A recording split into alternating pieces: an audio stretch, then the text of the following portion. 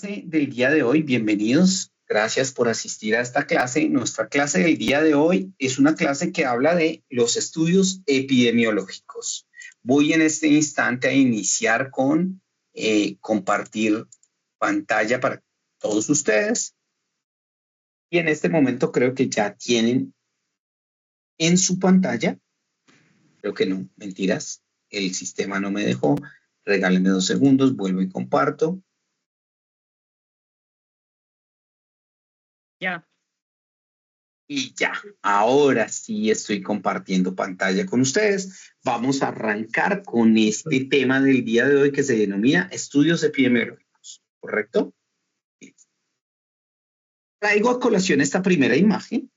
Posiblemente muchos de ustedes no conocen quién es este personaje que se encuentra aquí en esta fotografía, pero para mí es una persona muy importante, es uno de mis ídolos y es una de las personas que debe tener un reconocimiento a nivel nacional. Se trata de Héctor Abad Gómez, médico salubrista y a quien podríamos denominar los que nos encontramos en este campo de la salud pública como el padre de la salud pública en Colombia. Es muy posible que muchos de ustedes no lo reconozcan y es muy posible que otros lo reconozcan a partir de qué? A partir de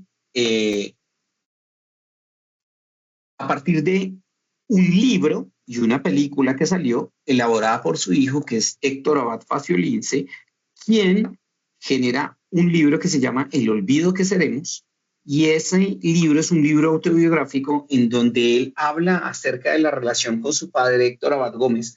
Pero lo interesante del libro es que es un libro que nos muestra cuál es la historia de la salud pública en Colombia. Entonces, Héctor Abad Faciolince, hijo de Héctor Abad Gómez, un personaje muy importante. De hecho, la Facultad de Salud Pública de la Universidad de Antioquia tiene su nombre, se llama así, Facultad de Salud Pública Héctor Abad Gómez. A través de la relación con su padre, nos muestra cómo es la historia de la salud pública en Colombia. Un libro recomendadísimo, el que quiera y lo pueda leer, el que lo haya leído me va a seguir y lo va a entender. Ojo, porque pues ustedes saben que estamos en la era de las películas, de los resúmenes. La película es interesante, pero desafortunadamente, pues, ¿qué les dijera yo? Como toda película, le cortan muchas cosas al libro. Pero es un libro muy importante en la salud pública. Y arranco con la imagen de Héctor Abad Gómez por esta frase que él nos menciona y que está relacionada con esto que vamos a hablar el día de hoy. Dice Héctor Abad Gómez: la epidemiología ha salvado más vidas que todas las terapéuticas. Y estoy absolutamente convencido de eso. Creo que es uno de los grandes legados que deja Héctor Abad Gómez. Y es absolutamente cierto. La epidemiología ha permitido salvar muchas más vidas. ¿Por qué? Porque la epidemiología nos permite, como lo hemos visto y como lo vimos en la clase anterior, cuando hablamos de CIE, que es la clasificación internacional de enfermedades, y como vimos esas definiciones de epidemiología, pues la epidemiología nos permite, identificar precisamente cuáles son esas enfermedades que se presentan en unos grupos poblacionales y a partir de ella poder generar políticas y estrategias para mejorar esas enfermedades, para cambiar esto. Retomo entonces esa definición de epidemiología que vimos la última clase en la que hablábamos, en donde decimos que la epidemiología se define como el estudio de la distribución y los determinantes de estados o eventos relacionados con salud y aplicados de esos estudios al control de enfermedades y otros problemas de salud. La leí literalmente porque ya la habíamos hablado. Entonces ya habíamos hablado de lo que era la epidemiología, claro, por supuesto. En la clase anterior, cuando hablamos del Código Internacional de Enfermedades, cuando vimos los RICs, habíamos hablado de qué era la epidemiología y de su importancia como ciencia. Y veíamos que a través de la epidemiología era posible ver cómo se distribuían esos determinantes de eventos en salud en una comunidad particular. Y habíamos visto esta misma definición que están viendo en este momento en pantalla, donde nos hablaba de esos estados de salud y esos determinantes en las poblaciones. Y la última parte, que es la que más me importa y la que me interesa porque está relacionada con ustedes como especialistas, como magíster en agua y saneamiento básico, es que ese estudio nos permite realizar un control sobre los problemas sanitarios. Y ese último estribo, esa última parte de esa definición es clave para nosotros como especialistas, como Magister, porque nos permite identificar que a través de la epidemiología puedo generar estrategias que me van a permitir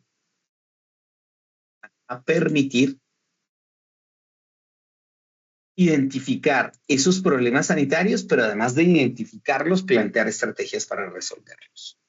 Y ya habíamos hablado de esto. Primero, que habían dos principios implícitos. Uno, que el sujeto de estudio de la epidemiología era un colectivo de personas, no un individuo. Y el segundo, que había una connotación más amplia en lo que era la enfermedad. Haciendo ese recorderis y esa retroalimentación de lo que vimos la clase pasada, entonces podemos empezar a hablar de esos estudios epidemiológicos. Los estudios epidemiológicos se pueden clasificar desde distintas perspectivas. Primera perspectiva desde la que podemos clasificar los estudios epidemiológicos, de acuerdo a la temporalidad, al tiempo en el que se desarrollan estos estudios epidemiológicos. Hay que tener presente que esos estudios epidemiológicos son supremamente importantes, porque a través de los estudios epidemiológicos puedo identificar y puedo investigar problemas de salud pública bastante relevantes e importantes. Y cuando hablamos de esos estudios epidemiológicos, es posible que ustedes puedan tener en su mente, por ejemplo, el de, y van a ver cuando investiguen acerca de John Snow,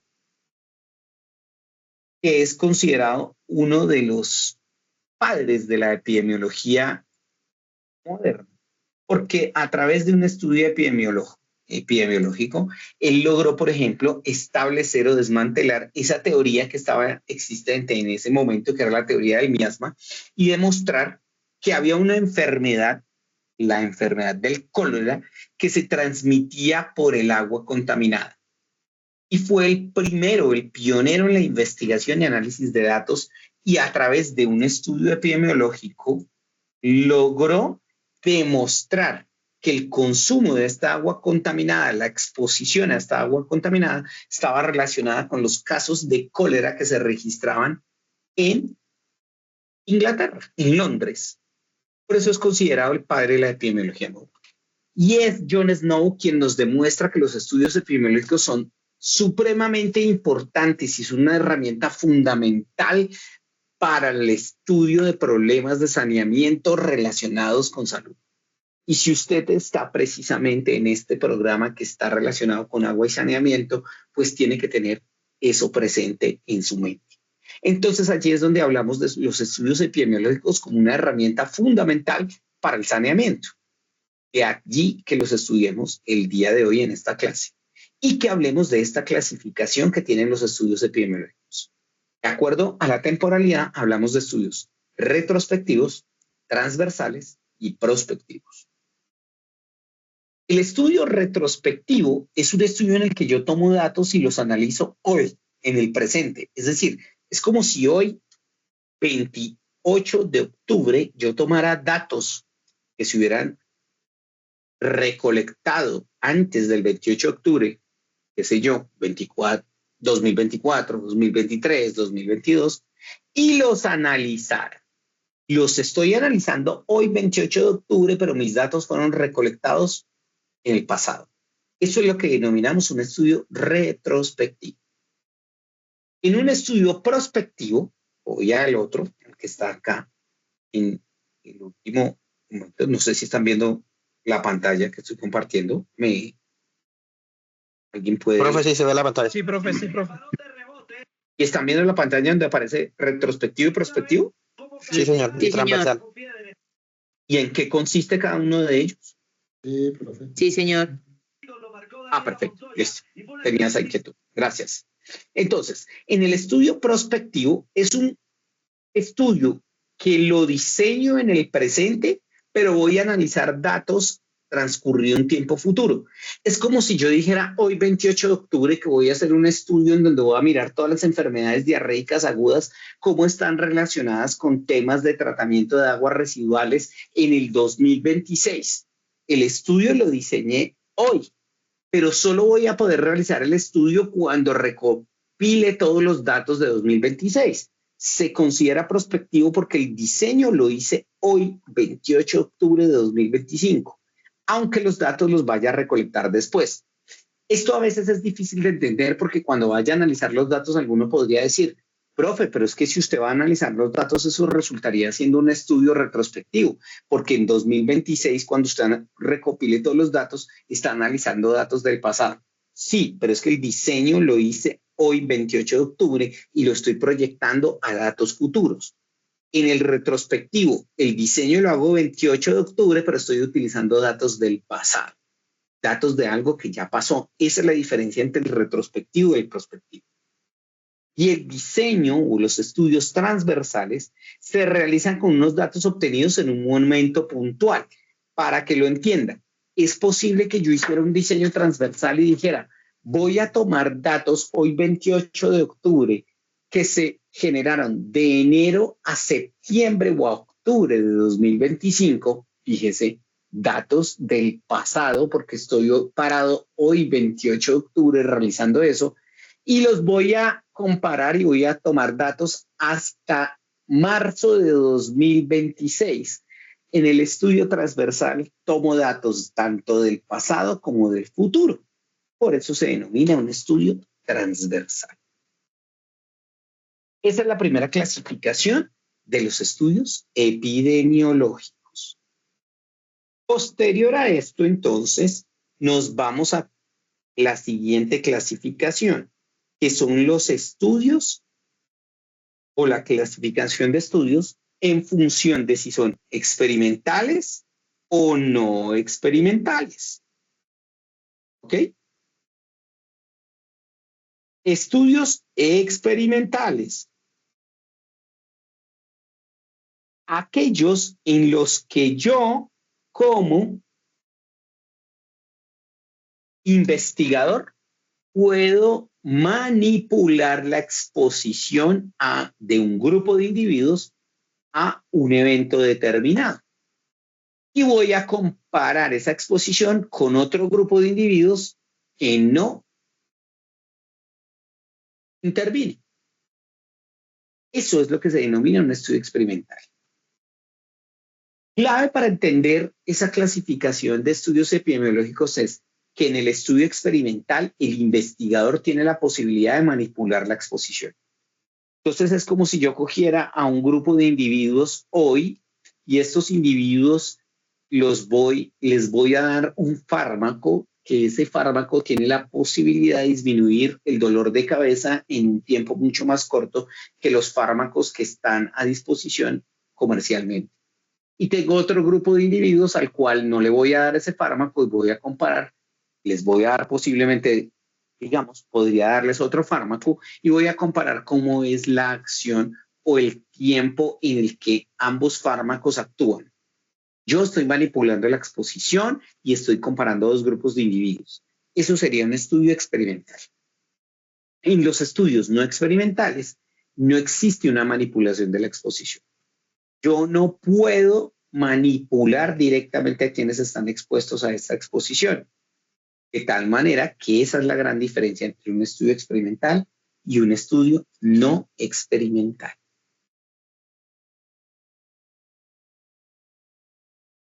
¿Listo?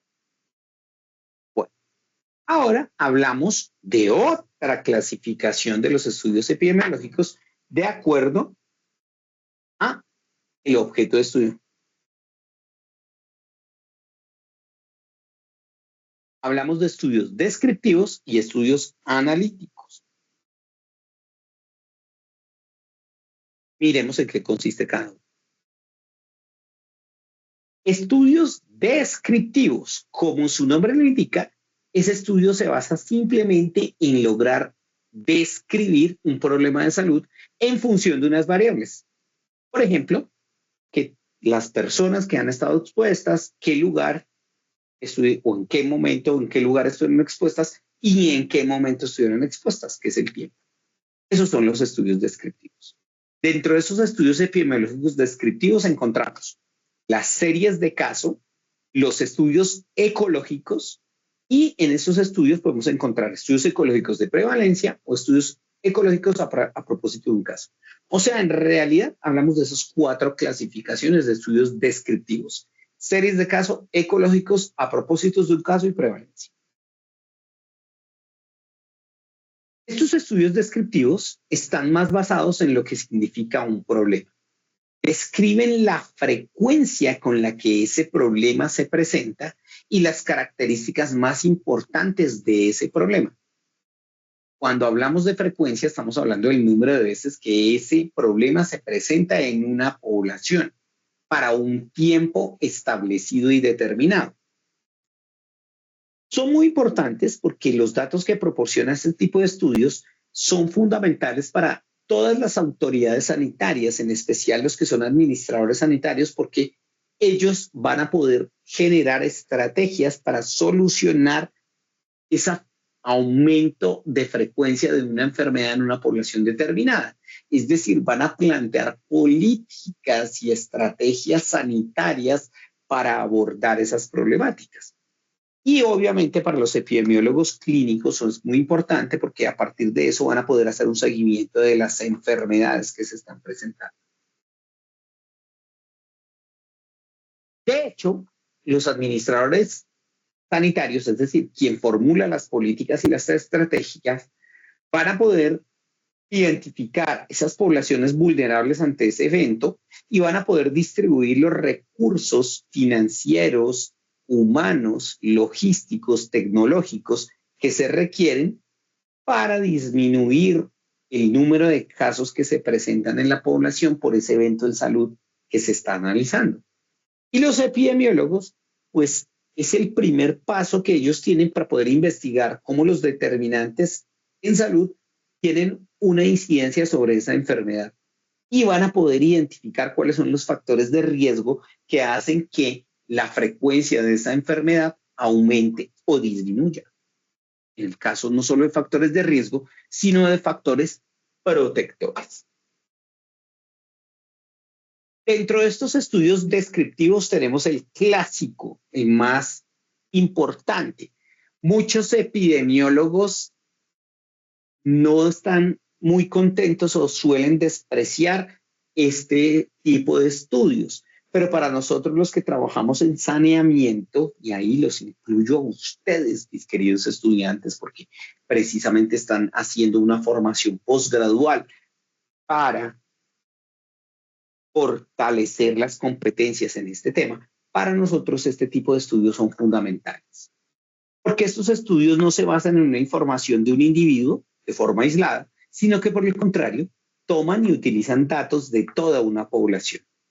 Este estudio está en función de describir cómo una enfermedad en relación con distintas variables, como por ejemplo la edad, la utilización de servicios, el acceso a condiciones de saneamiento, las necesidades básicas insatisfechas, pueden tener relación con esa enfermedad. Son considerados estudios preliminares, por eso a muchos epidemiólogos ortodoxos como llamamos nosotros, los salubristas de brazo extremo, no son muy bien aceptados porque muchos epidemiólogos de esa cohorte piensan que son estudios que no generan datos suficientemente fuertes para poder hacer análisis, pero nosotros desde otra perspectiva y los salubristas que somos ingenieros y que nos encontramos desde otra perspectiva consideramos que no es cierto porque estos estudios nos permiten la gran mayoría de ocasiones y de veces formular hipótesis frente a la posible relación que existe entre una enfermedad y una exposición determinada. Y de hecho nosotros como especialistas, magíster, ingenieros que trabajan en esta área de salud pública o en salud ambiental, son estudios muy valiosos y son en los que nos basamos para tomar muchas decisiones. ¿Qué ventajas tienen estos estudios frente a otro tipo de estudios que se pueden encontrar? se realizan muy rápido, tienen un valor o un costo económico por los recursos que se requieren, tanto de personal como recursos económicos, más bien bajo, y porque se suelen realizar con informaciones o con información secundaria que se encuentra disponible y que simplemente yo tengo que tomar y a partir de ella analizar. Por ejemplo, datos demográficos, datos de consumo, datos de cobertura de servicios públicos, utilización de servicios sanitarios, en fin, que nos van a permitir desarrollar estudios de forma rápida y llegar a conclusiones bien importantes. Obviamente tienen unas desventajas. Y dentro de esas desventajas, ¿cuáles tenemos? Uno, es que no es posible con un estudio ecológico controlar otras variables que pueden ser potencialmente confusoras. Eso se llama la falacia ecológica. Hace muchos años, por ejemplo, se hizo un estudio en donde se buscaba establecer si el consumo de café estaba relacionado con la producción de cáncer. Y le estoy hablando de un estudio de hace más de 50 años. En ese momento, por ejemplo, se hizo un estudio ecológico y a partir de ese estudio ecológico se encontró que habían muchas personas que tenían cáncer y consumían café. En su momento, entonces, se aceleró a dar una conclusión y a decir que el café producía cáncer. Claro, cuando hacemos un análisis mucho más profundo del asunto, el tema es que existía una relación fuerte entre el consumo de café y el cáncer pulmonar. Ok, para ese momento no se había estudiado que ese cáncer pulmonar estaba relacionado con ¿qué? Con el consumo de cigarrillo. Y que la gran mayoría de los casos registrados, y si no en un porcentaje supremamente alto, obedecían a personas que además de consumir café, consumían cigarrillo. Entonces eran personas que consumían café y al tiempo consumían cigarrillo. Pero dentro del estudio no se tuvo en cuenta ese sesgo que era esa variable confusora que era el consumo de cigarrillo. Por lo tanto, se llegó a una conclusión errónea. Esa es una de las desventajas de este tipo de estudios. Es decir, puede existir una asociación o correlación entre dos variables, pero esa correlación puede estar debida ni siquiera a la variable que estoy estudiando, sino a una tercera variable que está asociada a esa enfermedad y a la exposición del individuo. Caso de lo que le estaba mencionando. Estaba estudiando únicamente el cáncer frente a consumo de café, pero no tuve en cuenta que ese cáncer podría estar producido por el consumo de tabaco. Entonces, eso nos lleva a que una de las desventajas de este tipo de estudios es que no se puede determinar si existe una asociación entre la exposición y la enfermedad a nivel individual, porque de hecho los estudios ecológicos están para hacer un análisis de individuos a nivel colectivo. Y eso es en lo que consiste esa falacia ecológica de la que le hablaba. Obtener conclusiones a nivel individual basados en datos poblacionales. Nuestro siguiente tipo de estudios, de estudio descriptivo y estudio epidemiológico, es el estudio denominado series de casos. La diapositiva me encanta y me encanta la imagen que tengo al lado izquierdo, porque es una imagen muy diciente de lo que es una serie de casos. Fíjese en qué significa o en qué se basa un estudio de serie de casos.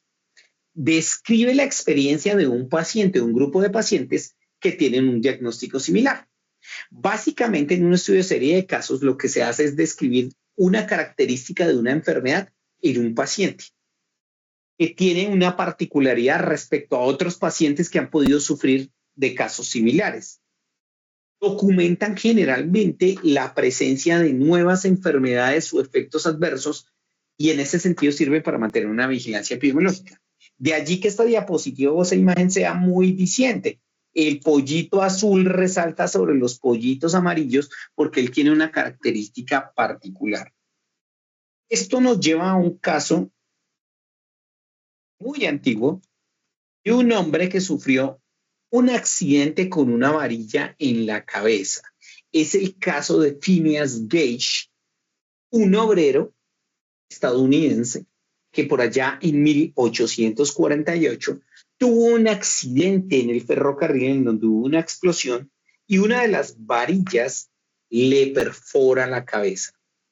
Este hombre, y es un caso clásico, y es el caso clásico que nos permite desde la epidemiología evidenciar lo que significa este tipo de estudio del que estamos hablando, que se denomina serie de casos.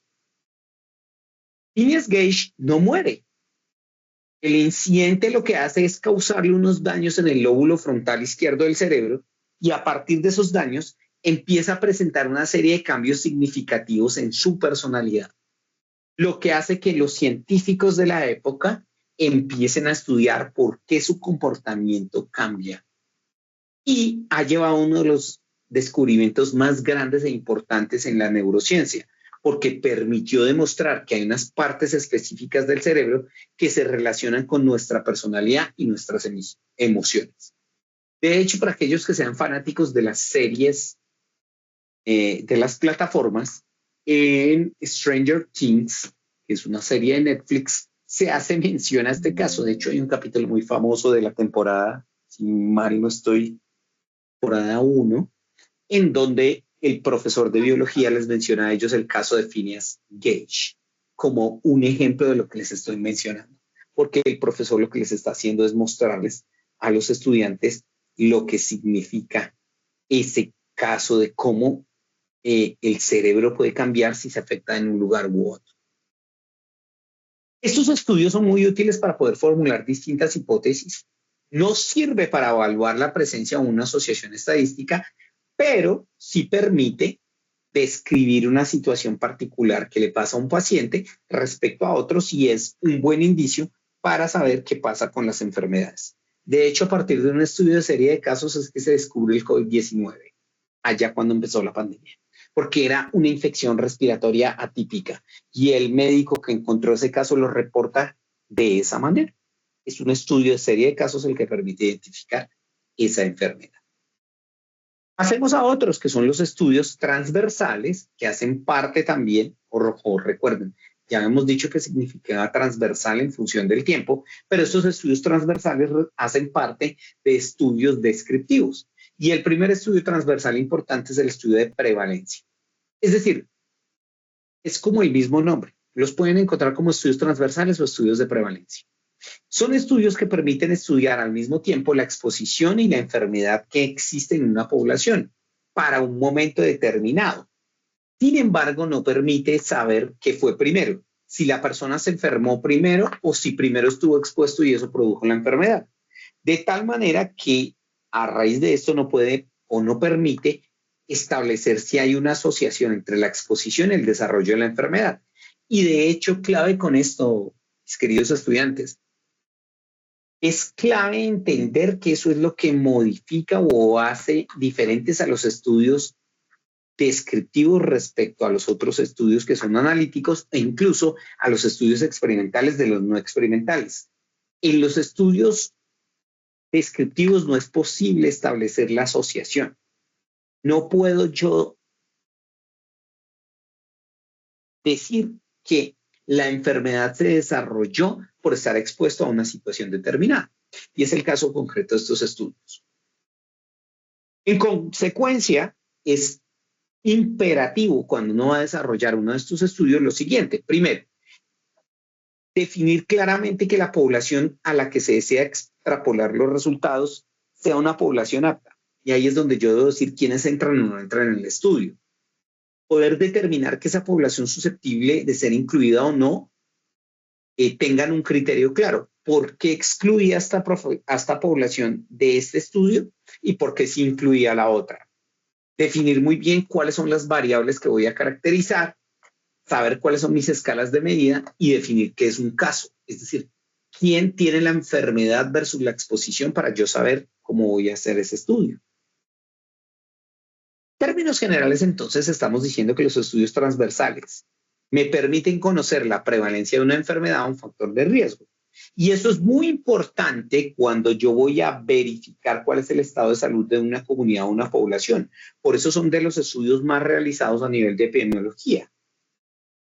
De hecho, a partir de este estudio en específico, aunque los otros estudios descriptivos también lo permiten, pero este es el que más relación tiene con eso, me permite formular hipótesis etiológicas, es decir, del origen de la enfermedad.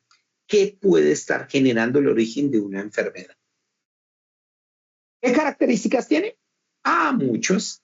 Por ejemplo, son fáciles de ejecución, esa es una de sus ventajas, son de bajo costo.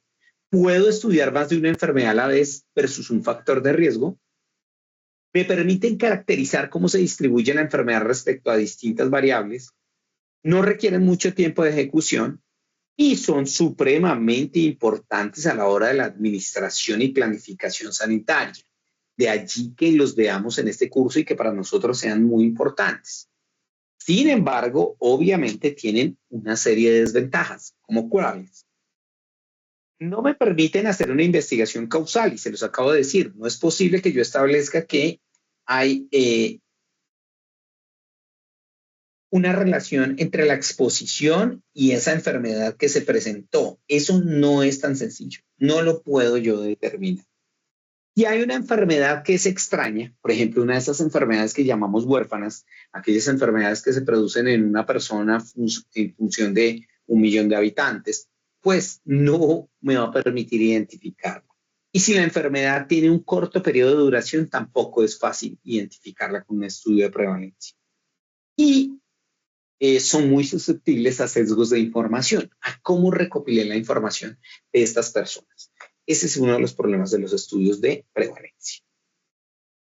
Bueno, ya que vimos los estudios descriptivos, ahora podemos hablar de los estudios analíticos. Los estudios analíticos se diferencian de los estudios descriptivos porque estos sí permiten establecer una asociación entre la exposición y la enfermedad, de tal manera que son estudios considerados de causalidad. Me permite saber qué pudo haber causado esa enfermedad. Dentro de estos estudios analíticos hablamos de 5 estudios que son los clásicos y los más utilizados. El estudio de cohortes, el estudio de casos y controles, los ensayos de campo, los ensayos clínicos y los ensayos comunitarios. Pasamos entonces a hablar de nuestro primer tipo de estudio analítico, el estudio de casos y controles. Es un estudio que permite identificar a personas que tienen una enfermedad, ojo, o un evento en salud. Recuerde que la epidemiología no se basa única y exclusivamente en la enfermedad, sino que puedo estar verificando eventos en salud. Una persona que ha estado expuesto a una condición, que ha desarrollado un evento en salud, y lo voy a comparar con otro grupo de personas que no ha estado expuesto a esa variable y que no ha desarrollado la enfermedad. De tal manera que a partir de este tipo de estudios puedo establecer la relación entre esos factores con la enfermedad y me va a permitir comparar la frecuencia de exposición y otros factores que hay entre estos casos y esos controles. Entonces, aquí es fundamental establecer qué es un caso y qué es un control. Y por eso voy a partir de esa exposición y esos casos y controles a estudiar cuáles fueron los antecedentes que hicieron que se presentaran esa enfermedad. A partir de eso, entonces, puedo utilizar herramientas estadísticas o medidas estadísticas como lo es el odds ratio, o conocido también en español como razón de momios. No es una traducción que sea muy elegante ni muy acorde, pero también lo van a encontrar así en la literatura, que es una medida estadística que me va a permitir definir qué proporción de veces se presentó un evento en uno de los grupos estudiados frente a otro que no ocurre. Entonces, básicamente lo que hacemos es construir, como lo ve en la diapositiva, una tabla de contingencia, en donde pongo quiénes son los casos y a quién defino caso, a la persona que desarrolló la enfermedad versus lo que denomino un control, aquella persona que no desarrolló la enfermedad. Y allí tengo además 2 grupos. Quien estuvo expuesto a mi variable de interés y desarrolló la enfermedad, a ese lo denomino caso. Quien estuvo expuesto a mi variable de interés y no desarrolló la enfermedad, quien lo denomino control. Y tengo otro, quien no tuvo expuesto o no estuvo expuesto a mi variable de interés y presentó la enfermedad, y quien no estuvo expuesto a mi variable de interés y no presentó la enfermedad. Y cuando hago la relación entre estos, voy a poder establecer si existe asociación o no. Entonces, fíjese que el odds ratio lo que hace es comparar la frecuencia de exposición frente a los casos y la frecuencia de exposición frente a los controles. De tal manera que por eso mire que aquí tengo quienes presentaron la enfermedad y estuvieron expuestos a la misma frente a quienes no presentaron la enfermedad y no estuvieron expuestos a ella. Por eso dice odds ratio es igual a A por D, ese número de casos. Sobre, y los comparo, a quienes presentaron la enfermedad y no estuvieron expuestos y a quienes no presentaron la enfermedad pero estuvieron expuestos. Y esta relación me permite establecer si existe asociación o no. De tal manera que si yo tengo un odds ratio por encima de 1, significa que existe asociación y se puede interpretar como la cantidad de veces que ese evento ocurre en la presencia de otra variable versus las veces de que no ocurra o que ocurra en ausencia de esa variable. De tal manera que imagínense que si yo obtuviera un 3.5 de odds ratio, podría decir cómo que el efecto aparece 3.5 veces más por la presencia de esa variable. Si es. Entonces lo pongo en otro ejemplo, en otro contexto, para que lo pueda identificar de mejor manera.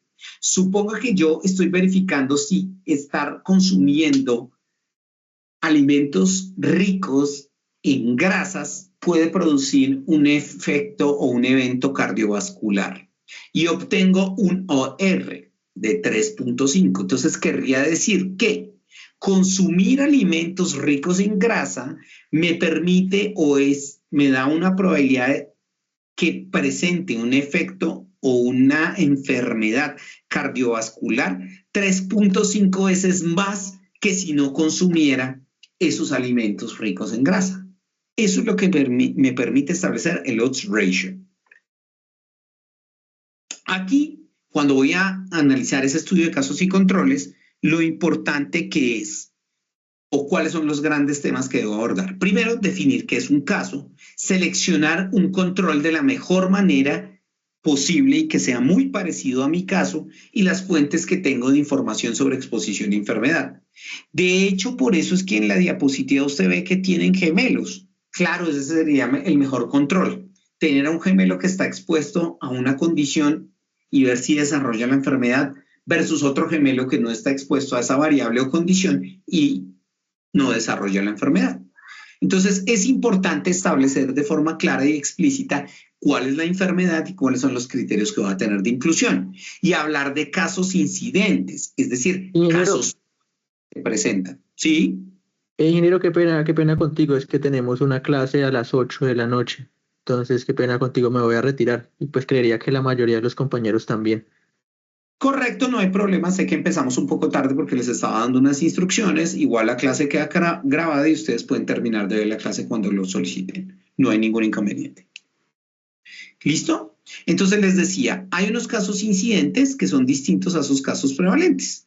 Los casos prevalentes son los que ya se venían presentando y no vale la pena que los compare con esos casos. Y eso es fundamental a la hora de ver estos estudios.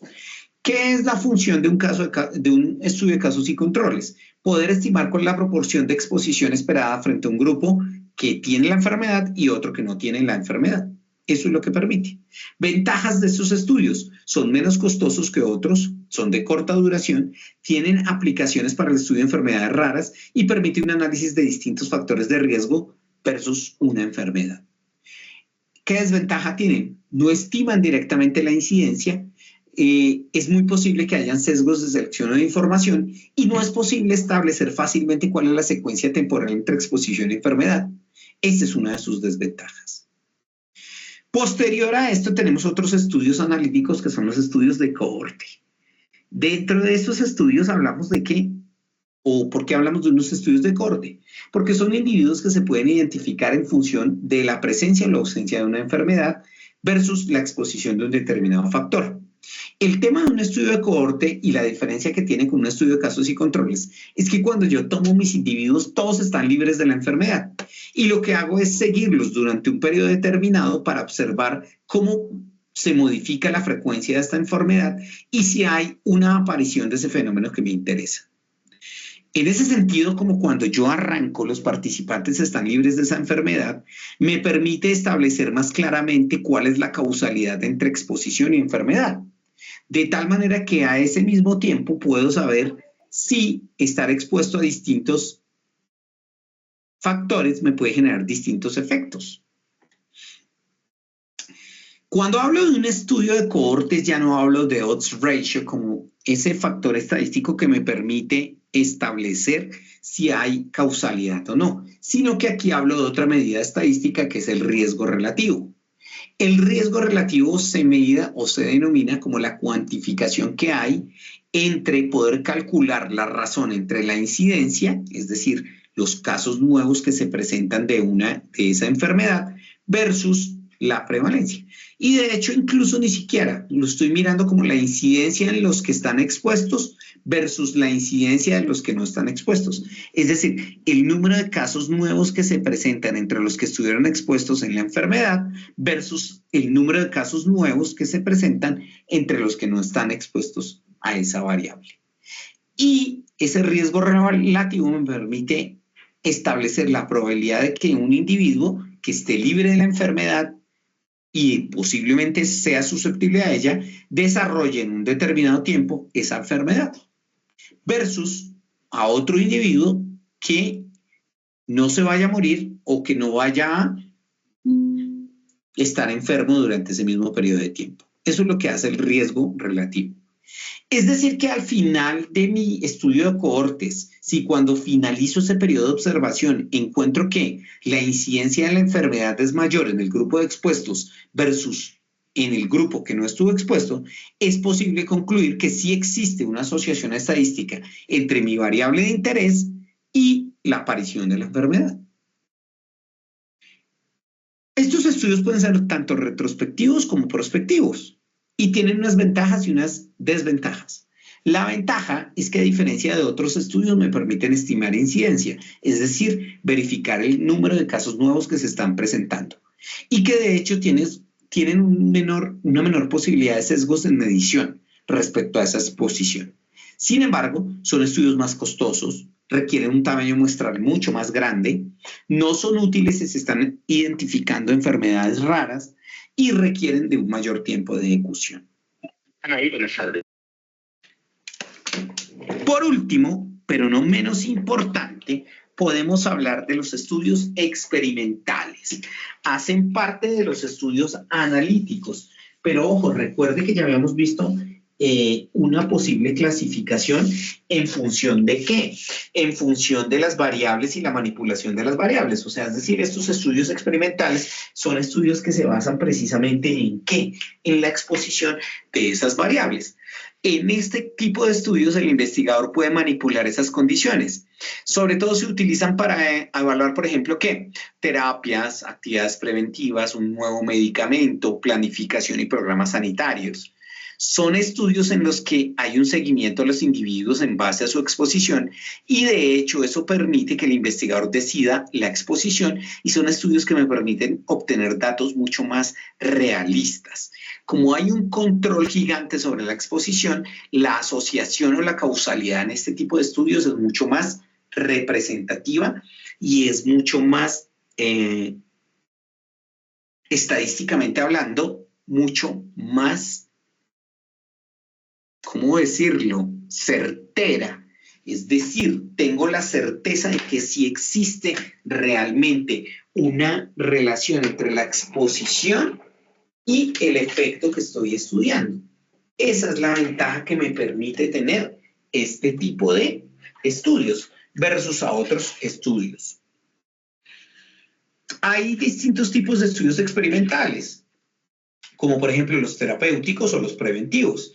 Terapéuticos se realizan con pacientes que ya tienen una enfermedad y yo lo que hago es ver si un agente o un procedimiento disminuye los síntomas o previene que esa enfermedad se pueda presentar, o incluso si esa enfermedad o ese medicamento o esa terapia reduce el riesgo de muerte. Los preventivos evalúan si un procedimiento, una terapia, un medicamento reduce el riesgo a desarrollar esa enfermedad. Dentro de estos estudios experimentales, el clave, el típico, el más importante es el que denominamos ensayo clínico, al cual pertenecemos en este momento, podríamos decir que casi todos nosotros. ¿Por qué? Porque fue lo que se hizo con las vacunas del COVID-19. Si usted no se vacunó, igual hace parte de ese gran ensayo clínico. ¿Por qué? Porque es el grupo control. Mientras que todos aquellos que nos vacunamos, pues hacemos parte de los pacientes. Entonces, lo que se hace es, en este tipo de estudios, que es el ensayo clínico, poner a unos pacientes y evaluar si uno o más tratamientos son efectivos para una enfermedad o un proceso. ¿En qué radica la validez de este tipo de estudios? En que se haga de manera aleatoria la comparación de los grupos y las variables. Obviamente, el diseño tiene, o este tipo de estudios tiene pues como un criterio básico a contemplar, que es que la ética y la justificación, realmente se justifica que se haga esto, qué población es susceptible de que se estudie, cuáles son los pacientes y que los pacientes tengan su consentimiento a participar, cómo se hizo el proceso de aleatorización, si hubo una descripción minuciosa de cuál fue la intervención que se hizo en esos pacientes y el seguimiento que contempla pérdidas por personas que no quieren seguir en el estudio, que simplemente fallecieron y no están ahí, cómo se mide la variable final y cómo se comparan los resultados entre el grupo control y el grupo de intervención. ¿Qué ventajas tienen este tipo de estudios? Pues tienen mayor control en el diseño, hay menos posibilidad de sesgos debido a selección aleatoria de grupos y se pueden repetir y comparar con otras experiencias. Desventaja, son muy costosos. Hay limitaciones de tipo ético fuertes. Entonces, digamos que con esto de la pandemia, pues se aprovecharon de todos nosotros y obviamente todos sin quererlo participamos en el estudio. ¿Y qué dificultades hay? Pues que se puede generalizar la selección o esa rigidez en la intervención puede ser bastante complicado. Existen otro tipo de estudios experimentales como los ensayos de campo y el ensayo comunitario. En el ensayo de campo se seleccionan a sujetos que no han adquirido la enfermedad o están en riesgo de adquirirla y lo que se hace es estudiar un factor preventivo como una vacuna o un seguimiento de dietas. Digamos que entonces lo que hago es vacunar y ver si desarrollan la enfermedad o no. Y en el ensayo comunitario, que los denominan muchos como ensayos cuasi experimentales, y se denominan así porque se hace con grupos poblacionales muy amplios, es decir, se hace una intervención con una base comunitaria muy grande, y si bien es cierto, yo puedo manipular la variable de interés, no la puedo aleatorizar. Y como no hay aleatorización, pues se considera que no es un experimento válido. Entonces a los epidemiólogos no suele gustarles mucho esos ensayos. ¿Ok? Hablando de los estudios epidemiológicos, yo puedo hablar de estudios o de sesgos. ¿Qué es un sesgo de un estudio epidemiológico? Algunos defectos que se pueden producir en el diseño de un estudio o en el método usado para recopilar o interpretar la información y que pueden llevarnos a concluir o conducirnos a conclusiones erróneas. Existen sesgos de selección o de información. Los sesgos de selección hacen referencia a un error que se deriva del proceso de identificación de esa población, es decir, de quienes pueden pertenecer o hacen parte de ese estudio. Generalmente se pueden relacionar con seleccionar erróneamente el grupo control, seleccionar un espacio muestral que no es acorde con el estudio que estoy haciendo, las pérdidas que se pueden presentar cuando estoy haciendo mi estudio, es decir, personas que se salen porque ya no quieren participar del estudio, personas que fallecen mientras estoy haciendo mi estudio, y lo que me lleva a lo que se denomina la presencia de una supervivencia selectiva, quienes realmente sobreviven y hacen parte de ese estudio y quienes no. Entonces, ese sesgo básicamente puede ocurrir por distintas razones, por una imprecisión en la información, porque omití información, porque tuve un criterio de diagnóstico incorrecto, dije que esta persona tenía la enfermedad y cuando me fui a dar cuenta realmente no era esa enfermedad la que tenía, porque el instrumento de medida que utilicé no era el adecuado para identificar esa enfermedad o porque clasifiqué mal la persona. Lo puse en un grupo y resulta que él no era de ese grupo. Eso es lo que se denomina ese sesgo. Entonces, ya para redondear y para finalizar esta clase del día de hoy, hablamos de estudios experimentales y no experimentales. De esos estudios experimentales podemos hablar que están el ensayo clínico, el ensayo de campo o el ensayo comunitario, y dentro de los no experimentales tenemos los estudios ecológicos de prevalencia, casos y controles, estudios de cohorte. Fíjese en esta clasificación en función de esa variable que es experimental o no experimental, como quien dice, en función de si puedo manipular o no la variable. Pero si yo hiciera otra clasificación hablando de estudios descriptivos, hablaría de que puedo tener estudios descriptivos poblacionales o individuales. Los poblacionales son los estudios ecológicos y los individuales son, a propósito de un caso, series de caso o transversales o prevalencia. Y hablo de estudios analíticos y los puedo dividir en observacionales o estudios de intervención. Dentro de los observacionales tengo los estudios de casos y controles, estudios de cohortes, y dentro de los de intervenciones tengo los ensayos clínicos, el ensayo de campo y el ensayo comunitario. Es decir, existen muchas maneras de clasificar los estudios epidemiológicos. Les doy muchas gracias por su participación en esta clase. Gracias por haberse conectado y espero vernos en la próxima sesión. Que tengan una feliz noche. Buenas noches. Gracias, profe.